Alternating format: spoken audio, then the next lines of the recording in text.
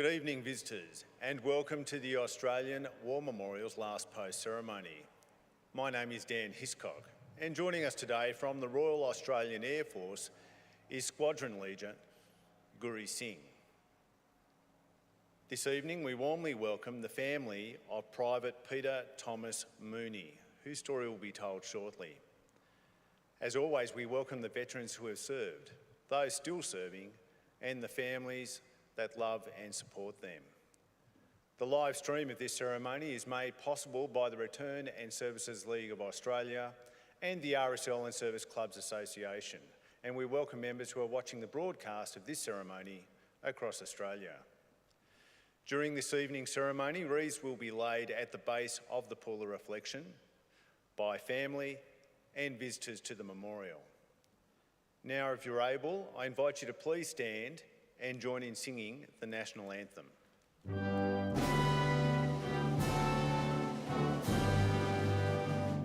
Australians, oh let us rejoice, for we are one and free. With golden soil and wealth for toil, our home is got by sea. Our land abounds in nature's gifts of beauty, rich and rare. In history's page let every stage advance Australia fair. In joyful strains then let us sing, advance Australia fair.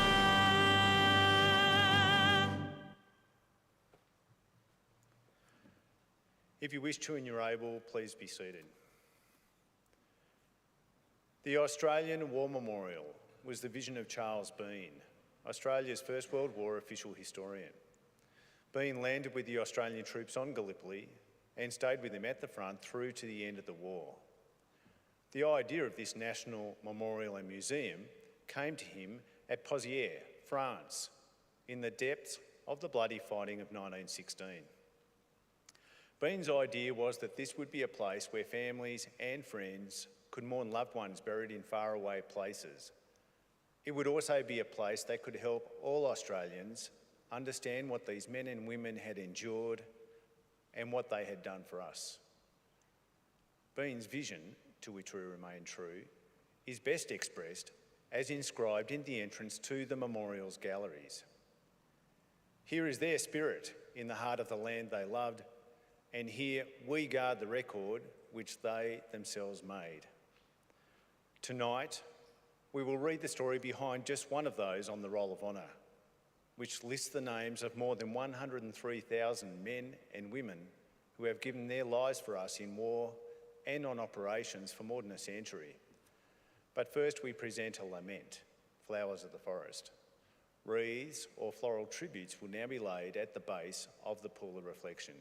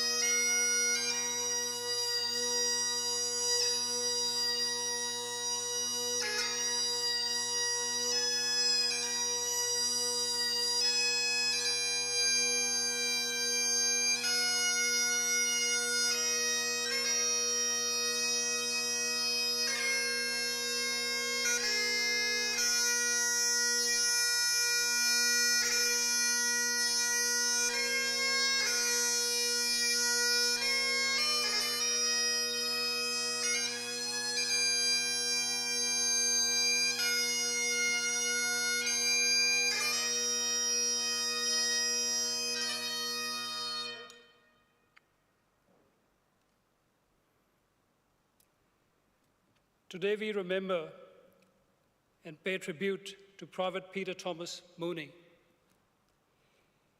Peter Mooney was born on the 14th of December, 1897, in Mittagong, New South Wales. He was the 8th of 13 children of Irish immigrants, Patrick and Mary Mooney. The Mooney family moved around New South Wales, living in Sydney, then Bowral in the Southern Highlands.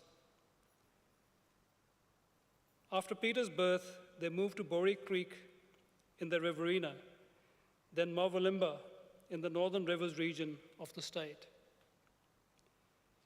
Peter attended school at Currabell and later at Bangalore and Bective near Tamworth, where the family settled there. Most of the boys took up farming at nearby Winton. War broke out in August 1914, and Australian troops saw action at Gallipoli in April the following year. After heavy casualties, more Australians decided to enlist. After elder brother Anthony joined up in May 1915, the three middle brothers, Patrick, Bernard, and Peter, all enlisted together on the 1st of March 1916 in Armidale. They were allocated to B Company of the 33rd Battalion, part of the newly raised 3rd Australian Division. Peter, the youngest, was 18. Ultimately, 6 of the Mooney brothers, all red-headed Australian-Irish Catholics, would join up and serve with the Australian Imperial Force. On the 14th of April, a large gathering of relatives, friends, and parishioners assembled at Winton to bid farewell to the local boys who had enlisted. Patriotic songs were sung before the prior, and Mooney brothers were presented gifts. The Mooney boys all got wristwatches. The evening ended with the singing of the national anthem, followed by cheers and refreshments. After a few weeks' basic training, the boys departed Sydney on the troop ship Marathon on the 4th of May, 1916. After an 8-week journey with stops at Albany, Durban, Cape Town, and Dakar, they disembarked at Devonport in England on July the 9th. More training in the UK followed during that summer. In August, young Peter Mooney was reprimanded for appearing on parade with dirty boots. His punishment was an additional hour of pack drill. With training now completed, the 3rd Division was sent to France during the last week of November 1916. It was stationed near Armentières, a quiet sector on the Western Front known as the nursery sector. Peter Mooney was not with them. Soon after arriving in France, he came down with acute bronchitis and had to be hospitalized. Having recovered by Christmas, Peter cooled his heels for another month at a rare base camp before being reunited with Patrick and Bernard on the 26th of January, 1917. Their first battle would be at Messines in Belgium. On the night of the 6th of June, the 3rd Division moved forward to its jumping off points for a major attack. It was on the extreme right, with other British and New Zealand divisions to the north. The men marched through Ploughstead Wood, which was lit up by explosions from constant enemy bombardment, including poison gas. The Mooney brothers' Bravo Company, under Captain Sorensen, was in the lead. At 3:10 a.m., the battle began with the detonation of 19 enormous mines dug beneath the German lines. It produced the loudest man-made noise in history to that point, and that devastated much of the German positions, killing as many as 10,000 at a stroke. The 33rd Battalion was among those spearheading the division's assault.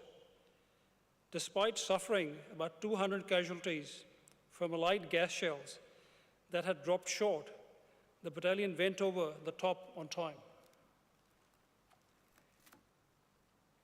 Skirting Ploegsteert Wood, it easily overran troops from what remained the 4th Bavarian Division, still recovering after the mine blast. The 33rd achieved all its objectives and dug a new trench line, now incorporating the Ultima mine crater. It fended off German counterattacks throughout the day and heavy enemy bombardment throughout the next, the 8th of June. By then, the German guns were firing with far greater volume and accuracy, and the battalion began taking heavy casualties. At Messines, the 33rd Battalion suffered 368 casualties, including almost 100 dead. Among their number was Peter Mooney. He was 19 years old. His body was initially buried near Dead Horse Corner in Ploegsteert Wood, but it was among so many that could not be located after the war. Today he is commemorated on the Meningate Memorial in Ypres in Belgium.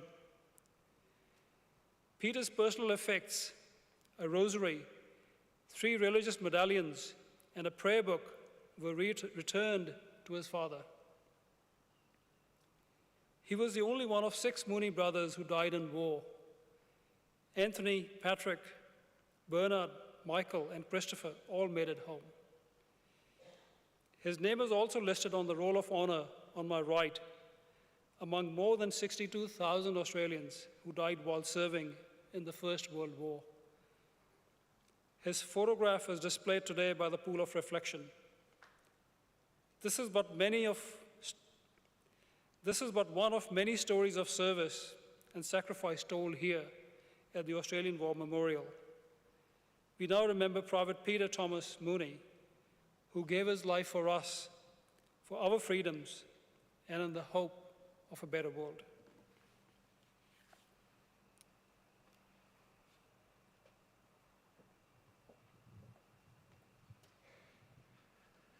Would you please stand for the reading of the ode and sounding of the last post?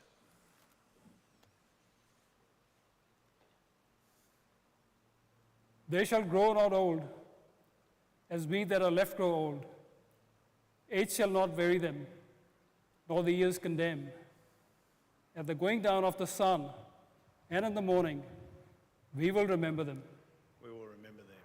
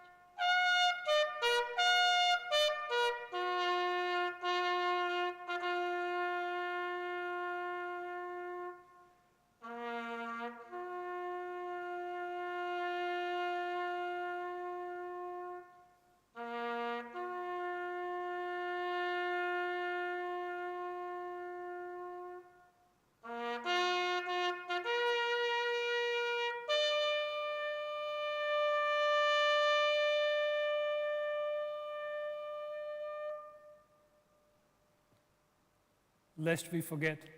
Lest we forget.